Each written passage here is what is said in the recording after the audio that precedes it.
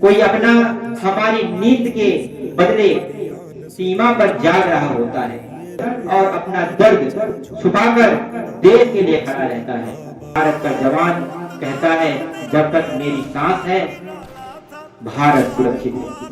आज हम और हमें एक बात याद रखनी चाहिए, अगर हम सुरक्षित हैं तो सिर्फ इसलिए क्योंकि सीमा पर कोई जवान अपनी जान हथेली पर रखकर खड़ा रहता है। मेरे भारत के प्यारे युवा साथियों, भाइयों, बहनों एवं माताओं, आज मैं आपसे ऐसा कुछ कहना चाहता हूं जिसे सुनकर आपकी आंख नम हो जाए। हम अपने घरों में चैन की नींद सोते हैं क्योंकि कोई अपना हमारी नींद के बदले सीमा पर जाग रहा होता है। हम अपने परिवारों के साथ हंसते हैं क्योंकि कोई भारत का जवान अपने परिवारों से सैकड़ों किलोमीटर दूर बर्फीले पहाड़ों पर खड़ा और अकेला खड़ा होता है। युवा साथियों, सोचिए, जब हम त्योहार मनाते हैं और जब पूरा देश त्योहार मनाता है, तब भारत के सैनिक अकेले सीमा पर तैनात रहते हैं। जब हम घर में मां के हाथों का खाना खाते हैं, तब वो जवान, भारत के जवान कई दिनों तक बस सूखा राशन खाकर भी मुस्कुराता है।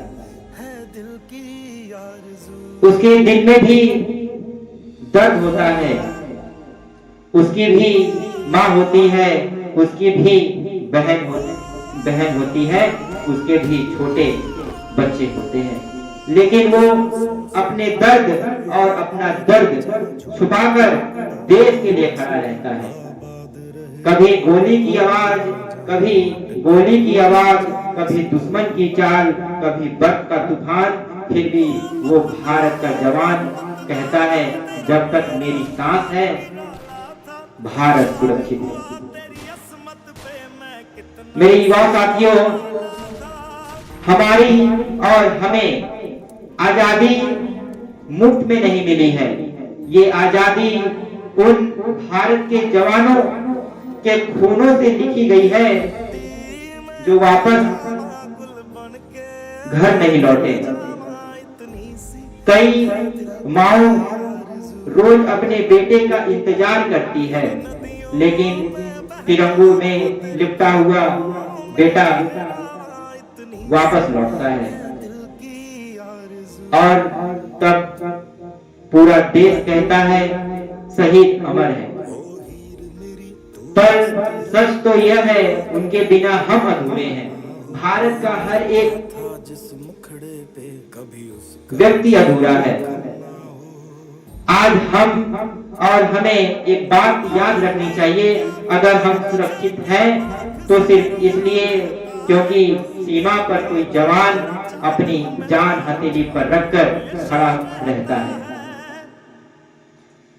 तो आइए युवा साथियों, हम सब मिलकर प्रण लें, एक प्रण लें, हम अपने सैनिकों का सम्मान करेंगे, उनकी कुर्बानियों को कभी नहीं भूलेंगे, ना किसी को भूलने देंगे, क्योंकि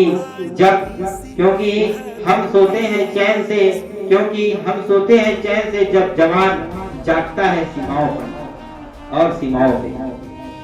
इसी बात के साथ मैं अपनी वाणी को विराम देना चाहूंगा। जय हिंद, जय भारतीय सेना। बहुत बहुत धन्यवाद।